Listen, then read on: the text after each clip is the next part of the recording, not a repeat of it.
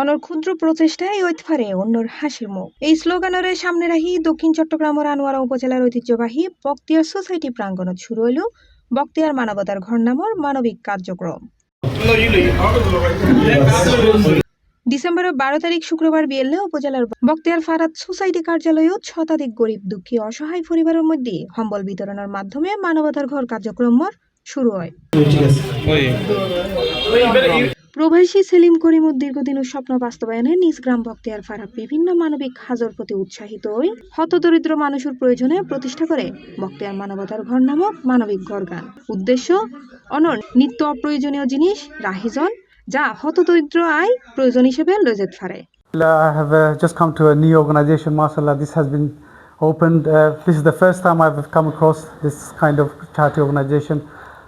Mashallah, I'd like to congratulate Salim Karim for making this project a successful one. This is a mashallah beautiful charity organization. The people that have unwanted clothes, they can actually contribute that towards this Manavatar God.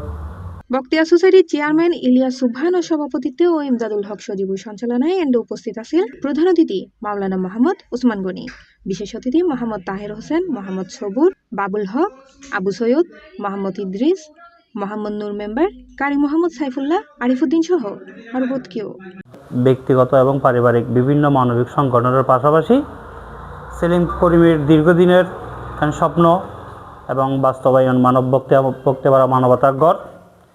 এই গড়ের মধ্যে এই সলিম করিমের উদ্যোগের আর্থিকভাবে যারা দেশ বিদেশের মধ্যে বন্ধু বান্ধব আত্মীয় স্বজন সহযোগী করেছি ব্যাগুনের প্রতি আমার আন্তরিক ধন্যবাদ এবং কৃতজ্ঞতা জানাই এবং আশা করি এই মানবতার গড় যাতে স্থায়ীভাবে চলমান অবস্থায় থাকে।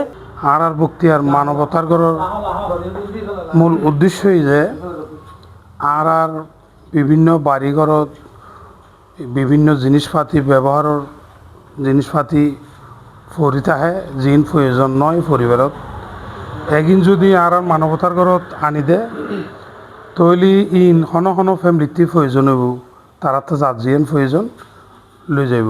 মানবতার ঘর উদ্যোগে প্রশংসা করে এলাকাবাসী ও খুশি হয় এলাকার গরিব দুস্থ হতদরিদ্র মানুষজন। C plus TV, Chittagong.